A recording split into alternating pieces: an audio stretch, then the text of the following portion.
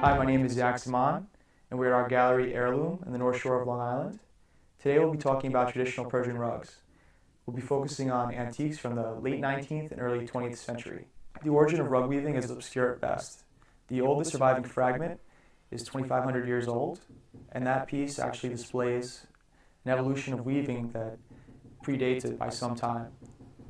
The art form continued to evolve in the 15th century to the 18th century is generally known as the golden age of rug weaving. And this was during the Safavid era in what is now modern-day Iran. Rugs from the first golden age are very rare, and it's unlikely that you'd come across rugs of that age unless you're at a Christie's or Sotheby's auction, and then very infrequently as well. But the second golden age of rug weaving was in the late 19th century. That's when there was interest from Europe and America in this art, and rug production was ramped up, and we started to see some very good examples of weaving back in the marketplace. This rug right here is an example of a sampler rug. This was created to show the marketplace in Europe and the United States what a larger rug could potentially look like. So they would show the field design here, and then a border and how it interacts with the field here.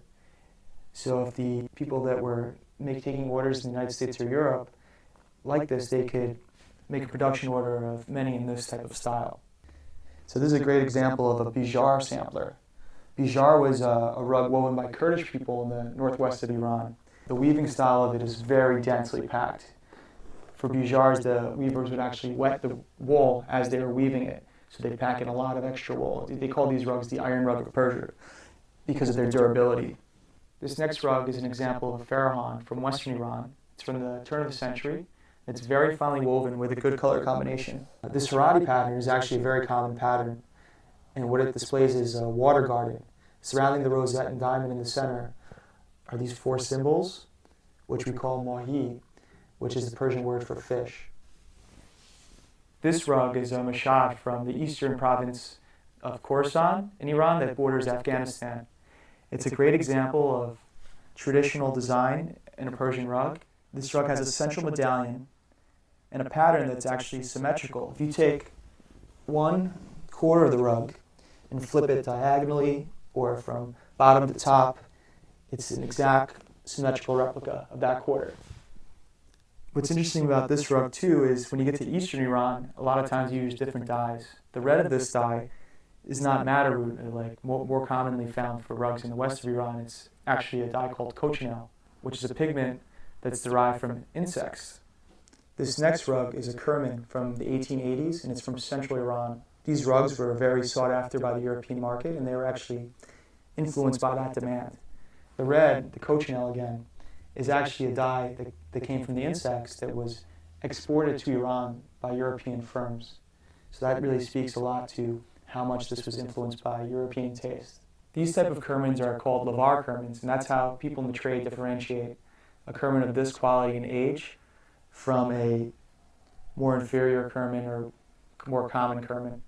A lot of the flowers we see in this rug are more European in nature than the traditional palmettes that we see in a lot of the other Persian rugs. This next rug is a sultanabad. It's from western Iran and it dates from the late 19th century. These were created in villages, and they took a lot from the Safavid motifs and designs. They took the patterns, they enlarged them, they added larger borders, and they added more contemporary colors at the time. So from the period of when these were first created until modern day, these have been some of the most sought after rugs. They go really well with English furniture and American furniture.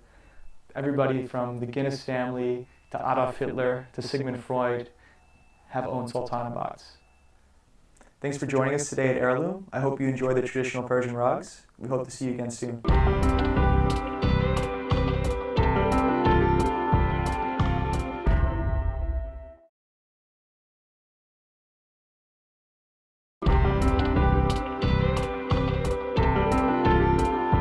Hi, my name is Zach Simon, and we're at our gallery Heirloom in the North Shore of Long Island. Today we'll be talking about traditional Persian rugs. We'll be focusing on antiques from the late 19th and early 20th century. The origin of rug weaving is obscure at best. The oldest surviving fragment is 2,500 years old, and that piece actually displays an evolution of weaving that predates it